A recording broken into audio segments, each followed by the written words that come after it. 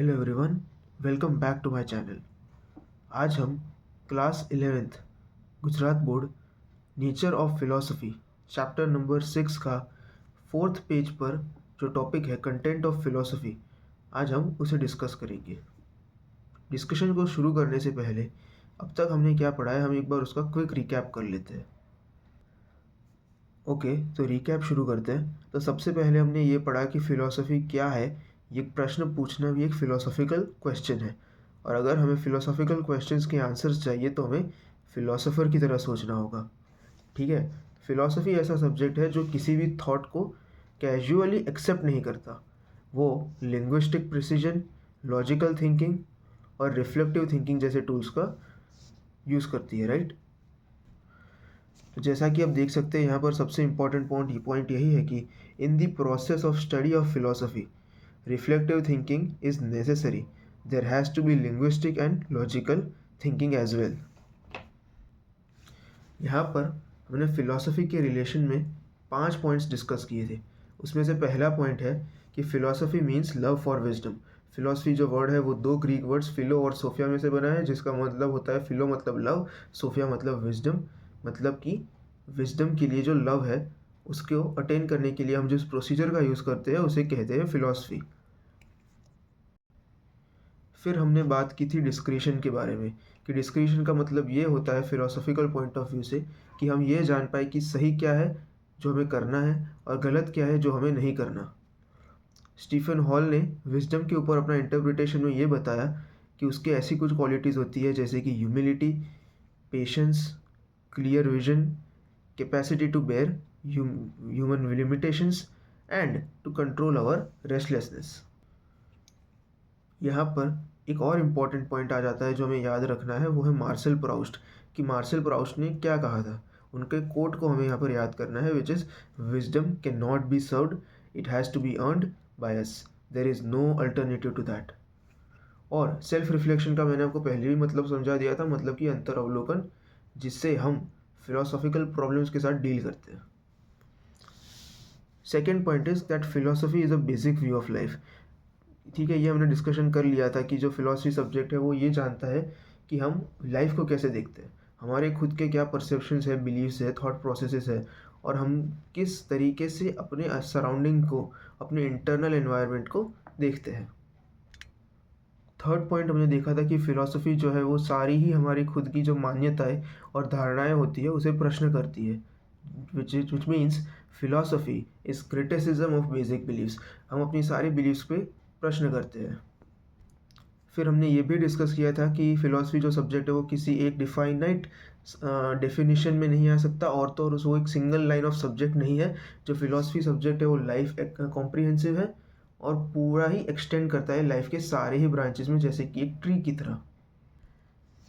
प्लेटो ने फ़िलासफ़ी के ऊपर जो कहा था वो भी जान लेना काफ़ी ज़रूरी है और हमें उसे याद रखना है। जैसे कि उन्होंने कहा था कि philosopher is a seer of all time and existence.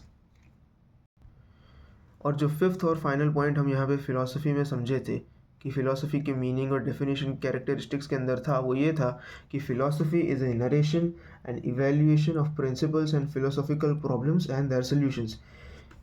मतलब कि फ़िलासफ़ी का यूज़ करके हम लाइफ में जितने भी हमारे एग्जिस्टेंशियल क्वेश्चंस होते हैं, जैसे कि व्हाट इज़ लाइफ, लाइफ क्यों है, लाइफ कैसे है, लाइफ के कैरेक्टरिस्टिक्स क्या है, लाइफ की इश्यूज से कैसे डील करें, ये सब हम फ़िलासफ़ी के माध्यम से प्राप्त करते हैं। ठीक है, फिर हमने बात की थी प्रॉब्लम्स इन फिलोसफी के बारे में, कि हम किस टाइप की प्रॉब्लम्स को डील करते हैं फिलोसॉफिकल सब्जेक्ट में, राइट। कि फिलोसफी का यूज़ करके हम किन समस्याओं का निवारण लाना चाहते हैं।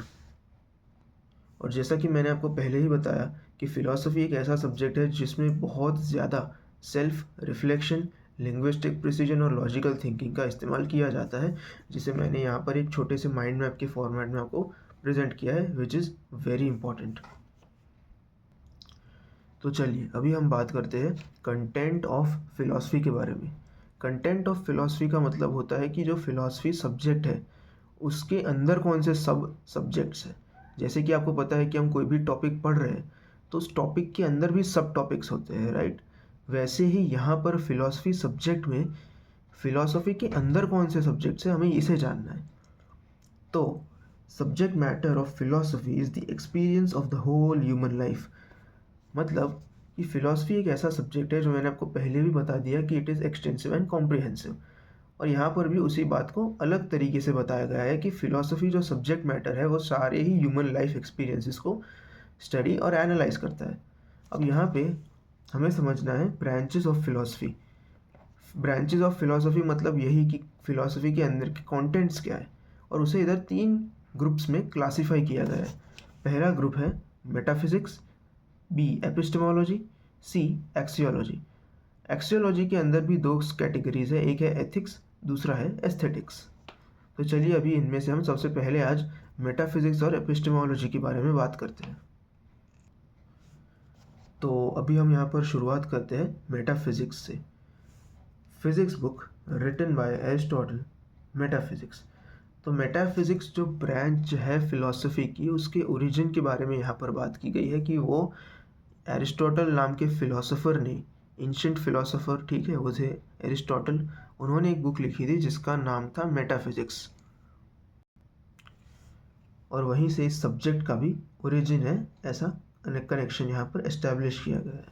Second, in contemporary thoughts the meaning of the word Meta means thought और प्रिंसिपल। तो यहाँ पर सबसे पहले हमें मेटाफिजिक्स जो वर्ड है उसे डाइसेक्ट किया गया है। एक है मेटा और दूसरा है फिजिक्स।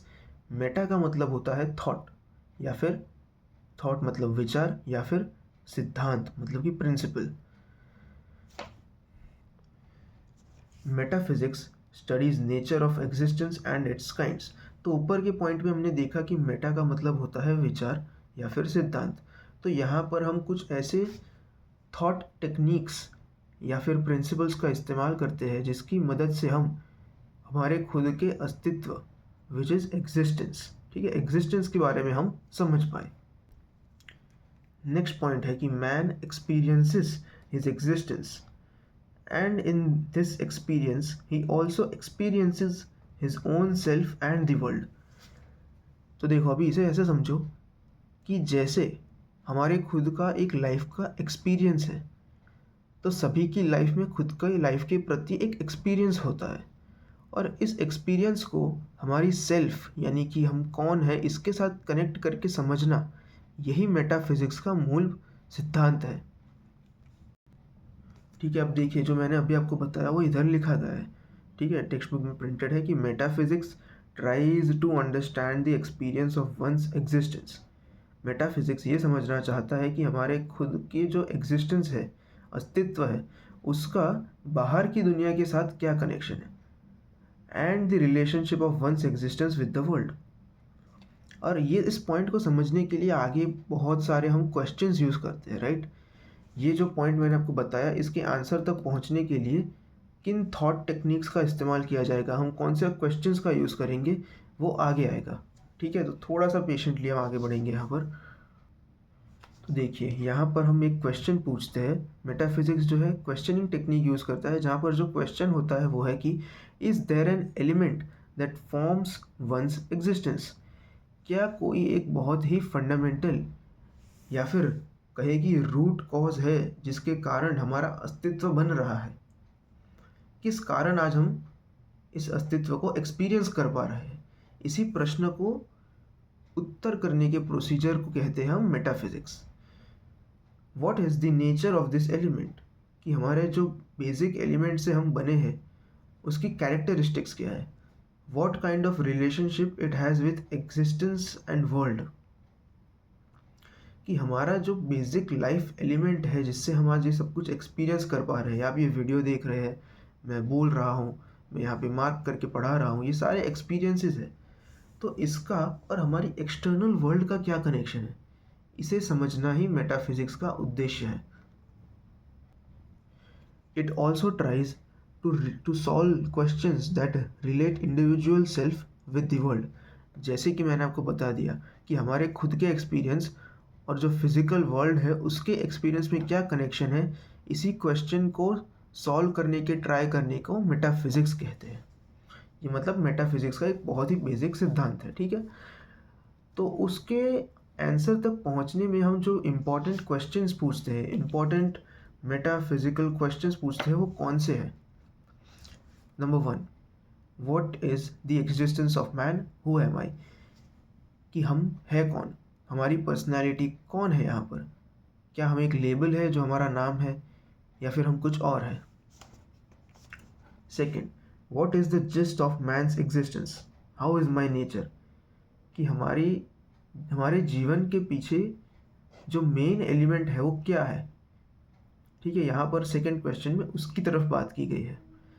थर्ड क्वेश्चन है how is the nature of the world, कि हमारी जो बाहर की दुनिया है, राइट, जो ऑब्जेक्ट्स और मटेरियल से बनी हुई है, उसकी प्रकृति क्या है, उसकी कैरेक्टरिस्टिक्स क्या है? How is the relationship with human existence and the world, right, is there an element connected to human existence and creation of the world, इस पूरे ब्रह्मांड की रचना करने का जो एलिमेंट है, रचना जिस एलिमेंट से हुई है और हमारा जो खुद का एग्जिस्टेंस है, क्या वो दोनों कनेक्टेड है? Is there the element of God, यही जो क्वेश्चन है इसे हम कहते हैं कि हम इंक्वायरी कर रहे हैं गॉड के ऊपर। ठीक है, हमने पहले भी देखा था कि अगर गॉड है तो फिर ये सारी इविल क्यों हो रहे हैं, हमने पिछली एक्सरसाइज में उसे कवर अप किया था। Is there the element of God, मतलब कि क्या गॉड सही में प्रेजेंट है भी या नहीं? Can the existence of God be proved, अगर गॉड है, right, if he is alive, तो फिर क्या उनके एग्जिस्टेंस को हम प्रूव कर सकते हैं? How is the relationship between God and world, अगर हमारी लाइफ का बेसिक एलिमेंट गॉड है, ठीक है, भगवान है, तो फिर उसमें और दुनिया की जो चीज़ें हैं उसमें क्या कनेक्शन है? इसे एस्टैब्लिश करने का काम करता है फिलॉसफी की जो सब्जेक्ट है मेटाफिज़िक्स। फिलॉसफी के अंदर की जो ब्रांच है मेटाफिज़िक्स, वो इन 8 क्वेश्चन से अभी डील करती है। अभी एक और क्वेश्चन है, 9th क्वेश्चन है, is human existence beyond space and time, कि क्या हमारा जो मानव अस्तित्व है वो समय के परे है, क्या हम टाइम और स्पेस के भी ऊपर की जो कॉन्शियसनेस है उसे हम एक्सपीरियंस करते हैं? तो देखिए ये क्वेश्चंस बहुत ही ज़्यादा फिलोसॉफिकल इन नेचर है, ठीक है, और इन्हें समझने के लिए हमें बहुत ज़्यादा डीप में जाना होता है। ठीक है, अभी हम क्लास 11th लेवल पर इसका एक ब्रीफ ओवरव्यू लेंगे एंड इसके बारे में अगर हमें डिटेल में जानना है तो वो हमें आगे की क्लासेस में पता चल जाएगा कि ये क्वेश्चन किस ओर इशारा कर रहा है। तो अभी आज के लिए हम इतना ही रखते हैं। तो आज हमने मेटाफिज़िक्स के बारे में जान लिया, राइट, और हमने ये भी जाना कि फ़िलॉसफी की 3 ब्रांचेस है। Number 1 is metaphysics, second epistemology जिसके हम बारे में अगले वीडियो में बात करेंगे, and third is axiology. Axiology के अंदर भी 2 ब्रांचेस हैं which is ethics and aesthetics. तो अगले वीडियो में हम एपिस्टेमोलॉजी के बारे में बात करेंगे। ठीक है, so that is it for this video.